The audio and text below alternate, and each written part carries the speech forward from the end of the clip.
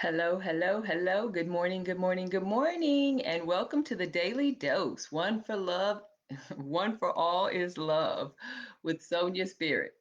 And I am Sonia Spirit. So today is Happy Thursday, November 12th, 2020. Today is a 9 day, and we've already talked about nine energy. So today's Daily Dose topic is mobility. So yesterday I spoke on mobility versus stability. I see speaking of stability, I need to be still. Mobility versus stability. And so I want to follow through on this concept of mobility. So mind you, this is just one particular thought of mobility. So mobility, the whole concept came about because I was moving over the weekend, and I had the nerve, the audacity, to state that I loathe moving, and of course, it was brought to my attention that I can't tell because I move quite a bit. I'm quite a mobile person. So anyway, but I love it. Okay, so for me, it's my nature, so it's rewarding. I enjoy it. It's pleasurable. Okay, pleasing to me. So anyway, but the moving process, okay, I'm not a fan of it. So I guess that balances out. I I love being mobile and I love moving to new places. I just detest the moving process. But anyway, okay, so I got to find some balance in that. But this one, so that's how the whole concept of mobility got introduced. It actually came through an expression of detestment, loathing, whatever, but negative, a negative feeling. But that negative feeling actually converted into something really beautiful once it was allowed to be free. And this is what I'm talking about. Here's how I go. So anyway, so yesterday I spoke on mobility versus stability because while I was driving and moving, blah blah blah, these thoughts are what's coming to mind about mobility versus stability because I know I'm a mobile person, but because I'm a mobile person and I enjoy being a mobile person. Of course, I feel like, oh, if I just saw things one way, I would think being a mobile person is what everyone should be. When of course I know that's not true. So then I started thinking about, okay, so it's opposite stability, and then I started weighing those out. Okay, the advantages of both, the disadvantages of both. And then I started thinking about them in terms of people. And that's when I was talking about, people who are mobile should have anchors or stable people in their life because it keeps them grounded. It helps them with, establishing a solid foundation, something that is consistent. Okay, and by the same token, stable people should have mobile people in their lives because generally they introduce new information, new ideas, new experiences, because they're out there doing it, and they're open to it. So but the thing is, we can learn vicariously, okay? But we can't go through life experiencing everything vicariously, like But we yeah, well, you can, but it wouldn't be the best use of the physical experience. Anywho, and I'm not judging because everybody has their own path. I'm just saying in general, Okay, so so these are thoughts. Okay, so mobility versus stability, and I talked about that yesterday on this the daily dose. And then afterwards, I just Googled it, just for kicks and giggles, just because let's see where this goes. What comes up? Feeling lucky, is that what it says? So, and when I Googled images, it was actually a lot of skeletons, the physical body and joints, and it talked about which joints were stable and which joints were mobile. Okay, and I was like, this is awesome, so I was like, okay, that our physical makeup is actually, because in the pod yesterday's daily dose, I was talking about how you need to have a balance. So then of course we're over here then on the physical aspect, and they have a balance. Like you have stable joint, then you have mobile joint, you have stability joint, you have another, like the elbows are stability joints. I think wrists are mobile joints, so anyway, but it's like, and it's alternating. Okay, so each joint, one is it's mobile, then it's stable, then it's, it's a mobility, then it's a stability. And I just thought that was fascinating. Of course, I'm just being open and receptive to what the universe wants to present on this subject matter. You see where I'm going with this? Okay. So I know, yeah, I sound a little flaky, but I just want you to understand how this works. Okay, so that was, so that was those images, and that was awesome. And I think I rode that high for a little while, just being fascinated because I really never made the connection. I never gave it any thought that that would be part of the natural pattern. But duh. Anyway, see, this just shows you how much you don't know. Anyway, and you being me. Okay, so now let's go to last night. So I have a class on Wednesday evenings. And bye, sorry I missed you.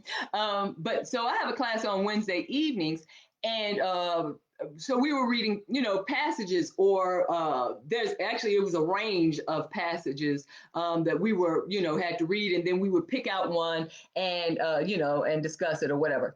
And the one, of course, that I picked out is the one I posted on Facebook. And and the reason why, now mind you, I hadn't read all of I hadn't read all of the ranges because I had been moving, so I hadn't invested the time. I just the energy the anyway.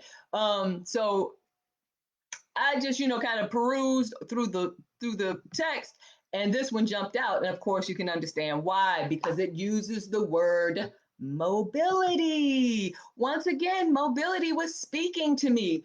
And the passage, of course, is, I'm going to read it. I'm going to read it as I post it, not in its entirety. It is true that the power of thought has been spoken about for ages, but nothing has changed because of this. People generally do not pay attention to their thoughts in order to determine their causes and consequences. Yet, what remarkable experiments could be conducted even now in the midst of everyday life? No special conditions are needed for such experiments. Attention and mobility of consciousness are all that is required.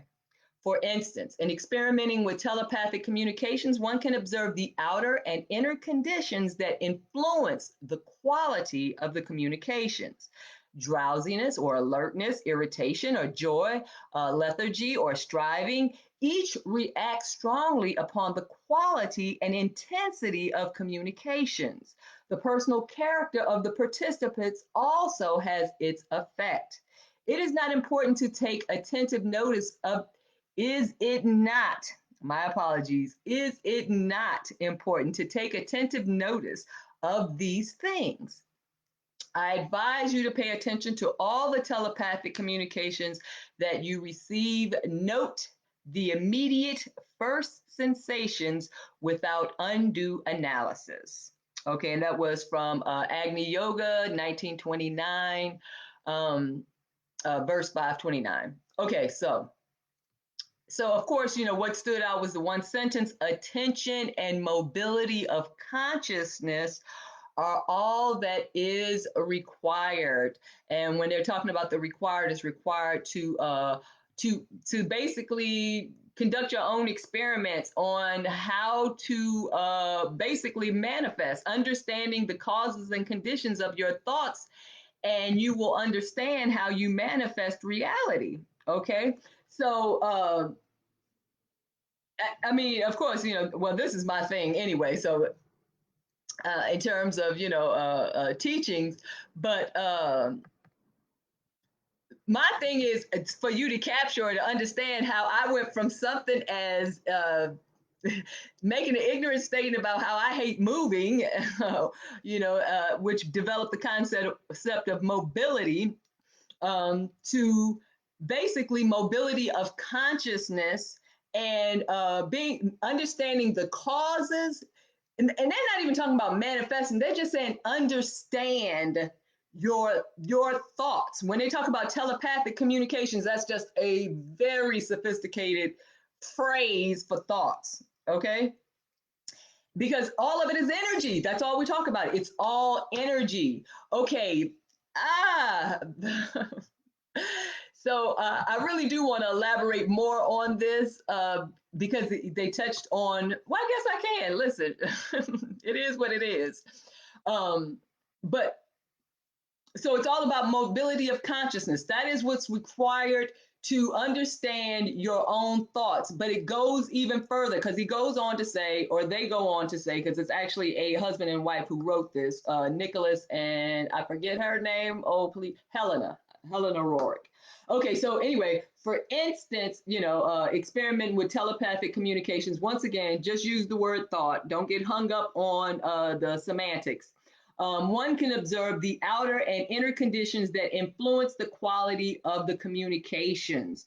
Okay, so basically, if you're paying attention, okay, to what's going on, inner and outer is context, okay, in context to the message, however it is being delivered, okay, but the context, that's what you're putting it into context. And if it's in person, if it's through a person, they may be talking about body language. This is nonverbal communications, you know what I'm saying? When you know how to read people, you know how to read their energy. If they're looking to their right, they're being creative, i.e. lying. If they're looking to the left, they're actually trying to think about the logical process, or the historic events. So that's more factual. Okay. Anyway, I don't know where I was going with all that, but okay. So yeah, but no, it just talks about. I do know where I'm going now that I'm back. So it's talking about outer and inner conditions that influence the quality of communications, and then it also talks about drowsiness, alertness, irritation, and joy. So basically, we're talking about, look, the presentation of the message. Attitude. Okay, and yeah, I know about that. And how is the message being delivered? Is it being delivered with excitement, with eagerness, or is it being received that way? Or is it like, is it just washing over you and it just passes by you and nothing sticks? It serves its purpose. It came and it went. You just didn't connect with it or resonate with it. But each reacts strongly upon the quality and intensity of communications, which is what I just said. Does it wash right over you? Does the communication wash right over you? Does the message wash right over you? Or does it resonate? Does it grab your attention? Does it stick? Does it hook? And this is everyday life, people. Remember, I told you everything is, once you recognize and accept that everything serves a purpose in your life, you're more inclined not only to pay more attention, but they're telling you how to pay attention. Okay, you pay attention to the delivery, the presentation, the source. The personal character of the participants also has its effect. It is not important to take attentive notice of, is it not? I wish I could read. Is it not important to take attentive notice of these things? So we're talking about, developing. And actually, there's another paragraph that, what did I do? I omitted it, but it talks about, okay, I forgot. Anyway, sorry. It happens. It'll come back to me. But and then we jump down to the end and it says, I advise you to pay attention to all telepathic communications that you receive. Okay, all thoughts. That's basically all it's saying. Pay attention to all thoughts that you receive. When I say all the time, what did I say before? And I say it all the time. I've mentioned maybe a couple of times, but observe, assess, and modify. Well, maybe it was about 3 weeks ago. But observe, assess, and modify. They're saying the same thing. Note the immediate first sensations without undue analysis. What do pay attention? Oh no, I advise you to pay attention to all telepathic communications that you receive. So yes, observe and assess yourself. Pay attention, be aware. And then note the immediate first sensations without undue analysis. So what is it? Your first impression, your first response, your first whatever it is, okay? In this case, they're saying sensations because whatever the sensation is it a, your first mind, your first thought, your first feeling, your gut instinct, whatever it is that you communicate with the subconscious, okay? That's what they're mentioning. Okay, or the collective unconscious. Okay, so I say all that